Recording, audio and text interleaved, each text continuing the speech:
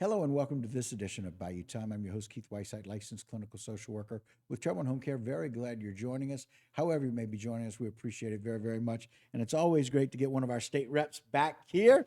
We got Thank Joe you, Keith. Orgeron. Thanks for joining us again, man. Thank you. So look, got the shirt on, representing. Yep. And look, one of those things, restore a retreat. People hear about it. Let's talk a little bit about the history. All right. About 20 years ago, it became evident to some of the people in the Bayou region, Terrebonne, Lafourche area, that the Terrebonne estuary basin and the Barataria basin, between the with Lafourche, Bayou Lafourche being right in the middle between the Mississippi River and the Atchafalaya River. Right. That two of the most productive estuaries, both in seafood and also in energy production. Right. They are also the most rapidly eroding estuaries in the United States. So most productive and at the same time eroding. And it's primarily because we were cut off from the Mississippi River, and it's just been going through a slow necrosis or a slow death spiral, being cut off from the lifeblood. And those local people realized they needed to start up a nonprofit in order to promote the advocacy of what would become later CPRA and the state agencies that are promoting the restoration, large-scale restoration projects and resiliency planning. So Restore Retreat is 20 years, nonprofit.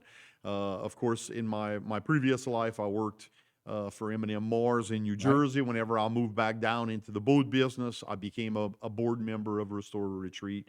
And following Hurricane Ida, there was some changes in the people that were running it, at the executive director and the project coordinator at the time. And after Hurricane Ida, riding the levees with Reggie Dupree and Wendell Curall and Nick Mathern and Dwayne Bourgeois, 3 levee districts, I realized that it's not just the elevation is salvation, as Wendell says. You also have to have that protective marsh that does the attenuation of the storm surge. And those large scale restoration projects like Mid-Barataria sediment diversion, and trying to get the Morganza to Gulf and things like that, really do the help build the marsh that provides that, I'm going to call it the second layer of support. I mean, the first layer is the barrier islands, but then they're sometimes considered just speed bumps,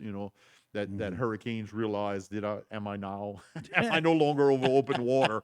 But the marsh really is an attenuating factor. That's what opened my eyes, and I said, I think I'm gonna relinquish being a board member of Restore Retreat and take on the executive director role, and that's where I've been focusing my non-legislative time on is doing volunteer organizations, and we'll talk about that more later. But basically advocating and educating people, I'm not blind to the fact that the amount of effort and impact that a small nonprofit has is very limited in compared to what the state does on the larger scales.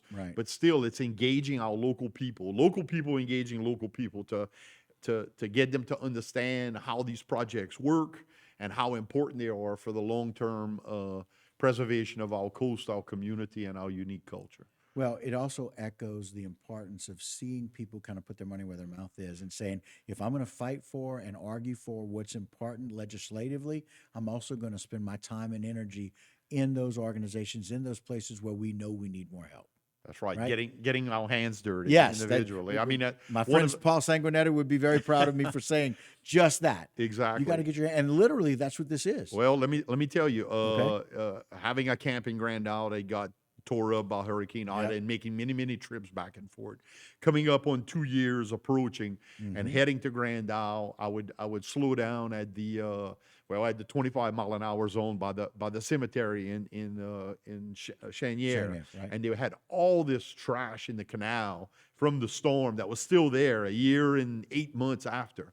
And there was this statewide Love the Boot on Earth Day, I think it was April 23rd on a Saturday, a get out and pick up a litter anywhere in the state. It's a Billy Nungesser, Lieutenant Governor thing. And I told my team, I said, we will we will do a Restore or Retreat cleanup.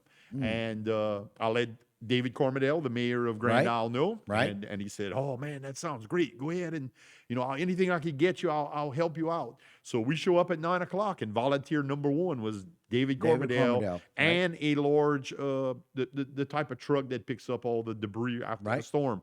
So he had one of those trucks and himself, and he got in a shalom. We went across the canal, and we walked through the mangroves and picked up. Well, I can't start naming all the items, Right. but it Right. included water Everything, meters, right? TVs, air conditioned boat, a lot of siding, a Wow. whole boat trailer that was in there, and Wow. then we pulled it all out. But the focus was to clean up so that as people came in to Grand Isle, slowed down, that they weren't looking at that reminder from the storm. Right. And we've got enough reminders from the storm, right? We got Absolutely. enough of what we've dealt with historically from the drama and the trauma of that storm. We don't need those kinds of visual reminders. And so I love the fact, again, Joe, that you say, all right, you know what? We can do something here. Partnerships always make a huge difference. We're going to talk about that in the next segment too. Partnering, calling Mayor Cormedale and said, hey, can we do this? And that's a lot of people who get other people to say yes, Right. to make a difference. Now, going to continue with that role, running unopposed. Correct. And so congratulations again about Thank that. you We very appreciate much. it. I am honored. I appreciate the vote of confidence from the people of District 54 to allow me to do it for another 4 years.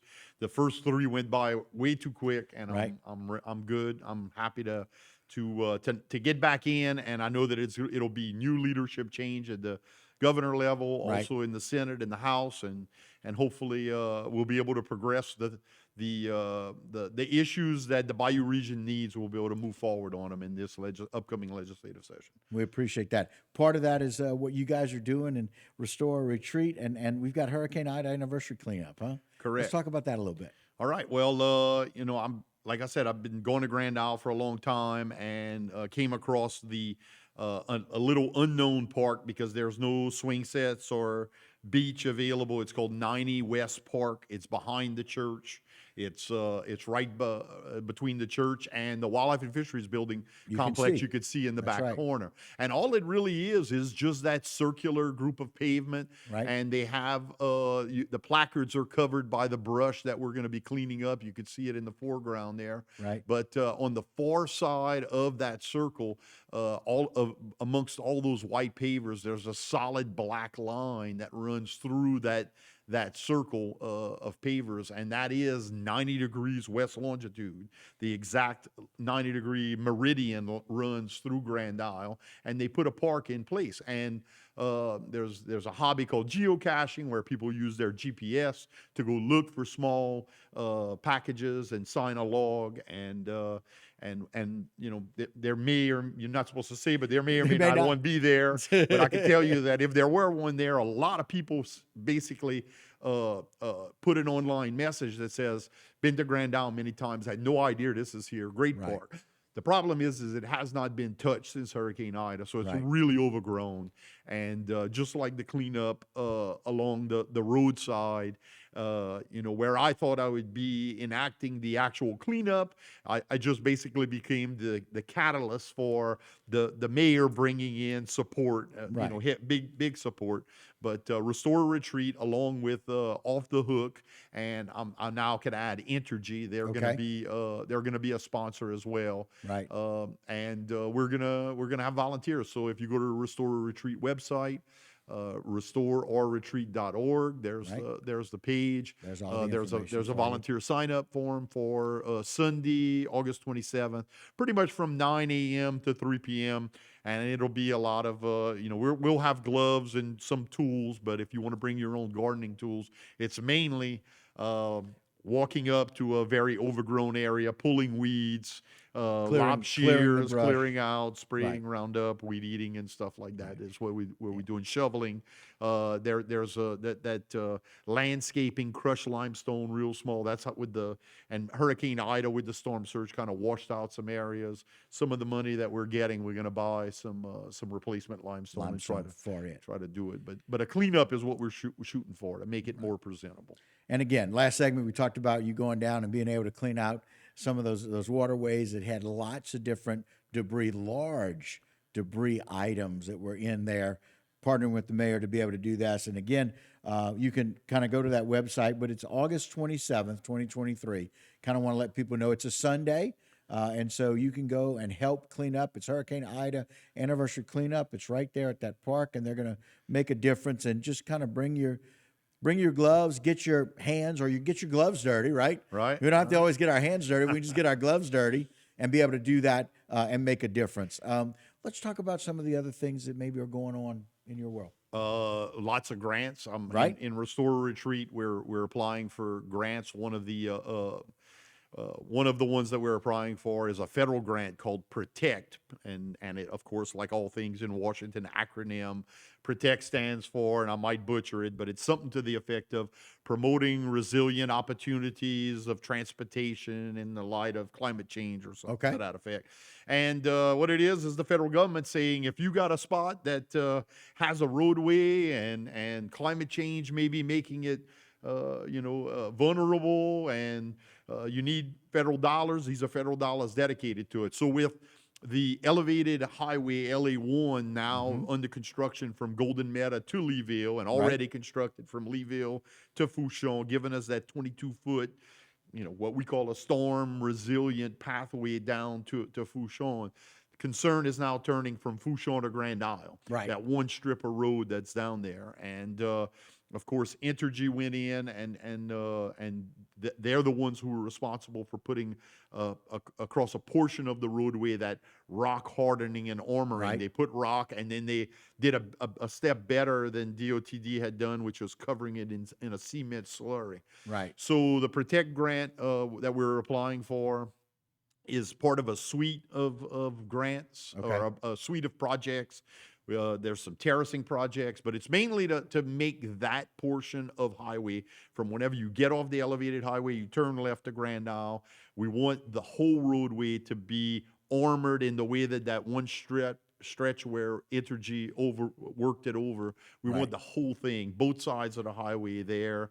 We'd love DOT to come back and do a lift, a resurfacing that makes it all one consistent level. Right. Because one thing we noticed is wherever there were dips, that's where the storm surge ripped up the road and made sections bigger impossible. holes. Some wonderful ideas. Joe, thanks so much for what you do. Thank you, We Keith. look forward to 4 more years of your leadership in the area. Thank with you, District sir. 54. Very excited. All righty. We appreciate you joining us today.